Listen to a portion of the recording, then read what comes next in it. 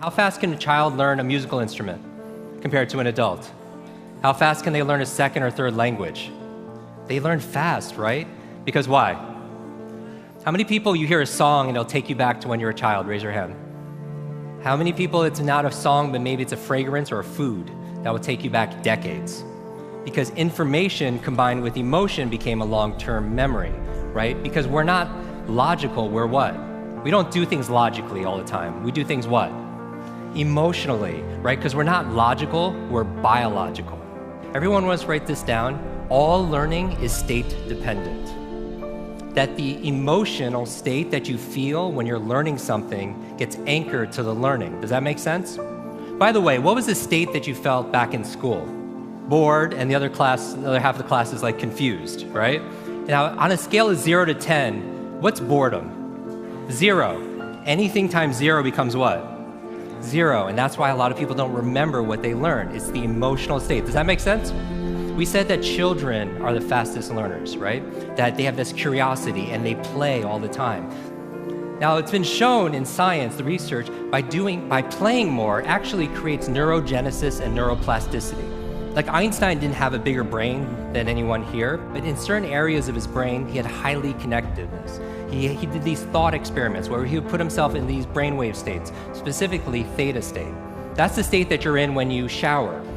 That's the theta state. That's a relaxed state of creativity. You're inspired. You come up with new ideas. New things come out of you, right? And so he had more connections in certain areas. And so you could promote that by playing more. We live in an age where it's not your muscle power, it's more your mind power. The faster you can learn, certainly the faster you can earn, but not just financially, in all the areas of your life. I remember recently, I got to introduce two of my modern day superheroes. It was Stan Lee. And we're going to dinner. I remember asking Stan, I was like, I have to know, you've created all these incredible superheroes. Who's your favorite? And he looks at me without a blink, he's like, Iron Man. And then he's like, Jim, who's your favorite superhero? I was like, Spider-Man. And without a pause, he says, with great power comes... The opposite is also true. With great responsibility comes great power.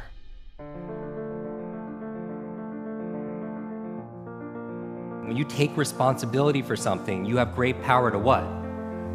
To change things, to transform things, to make things better. You want to build a physical muscle, you give it what? Nutrition. Same thing with your mental muscles. Information combined with emotion becomes a long-term memory, right? The state that you learn something in, the mood and the feelings that you learn something in gets attached to what you want to learn. I'm going to give you 6 keys to learn anything faster. You can write these down. I want you to remember, be fast. Be fast. 6 keys to learn any subject or skill faster. So the B in be fast stands for believe. Because if you believe you can or believe you can't, either way, what? Either way, you're right. All behavior is belief-driven. How many people here talking about memory? Because memory, forgetting is a state. A lot of people say, oh, I have a bad memory, right? They always think, I have memory, or I have focus, or I don't have focus, or I have creativity, I don't have creativity. I want you to scrap that. Creativity is not something you have, it's something you do. Memory is not something you have, it's something you do. There's no such thing as a good or bad memory. There's just a trained memory and an untrained memory. Your brain is like a supercomputer, and your self-talk is a program it will run. So if you tell yourself you're not good at remembering names, you will not remember the name of the next person you meet because you programmed your supercomputer not to.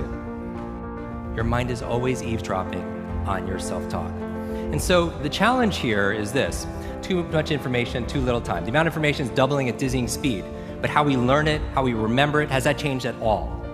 Your brain cycles through different brain waves. Beta is when you're most awake, delta is when you're asleep, theta is right above delta. That's the state of creativity we talked about. Like in between theta and beta, when you're most awake, is a state called alpha. Right? It's a state you go in when you meditate. States you go into when you do deep breathing. State you're also in when you watch television. Alpha state is a great state to learn in though. So how do you keep your brain active? So smart devices could be extremely convenient. I'll give you a third villain: digital dementia. This is the idea that we're outsourcing our brains to our smart devices. We're so reliant on our smartphones that our smartphones are making us stupid. It's convenient. I don't want to memorize 500 phone numbers, but we've lost the ability to memorize one. There is no learning without remembering. So B is believe. Believe you can, believe you can. Now the E, I'm gonna go through these really fast, is exercise. Exercise. And what I mean by this is I mean physical exercise. Because your brain, the primary function of your brain is to control your movement. As your body moves, your brain grooves. If you want to learn any subject or skill faster, the F is to forget. Forget.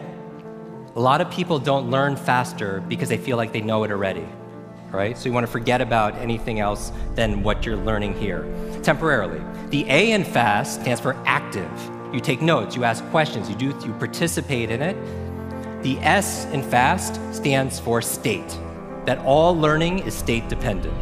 All learning is state dependent. I never want to learn in a bored state, right? Most people, like when they read, they're in a bored state. People wonder why they don't remember what they read. So control your state. Finally, the T in fast and B fast stands for teach. You learn with the intention of teaching it to somebody else. If you had to teach this to somebody when you got back home, your team, your family, your friends, would you learn it differently, right? So you learn with the intention of teaching to somebody else. Because when you teach something, you get to learn it twice. Let me close with this. When I got home, there was a package waiting for me. I opened up. I don't know if you could put this slide on, please. I opened it up, and there's this photograph. There's a photograph of me and the entire cast of X-Men. And even better than Halle Berry and Jennifer Lawrence and everything that's on there was the note from the chairman. It said this: Jim, thank you so much for sharing your superpowers with all of us. I know you've been looking for your superhero school since you were a kid. Here's your class photo.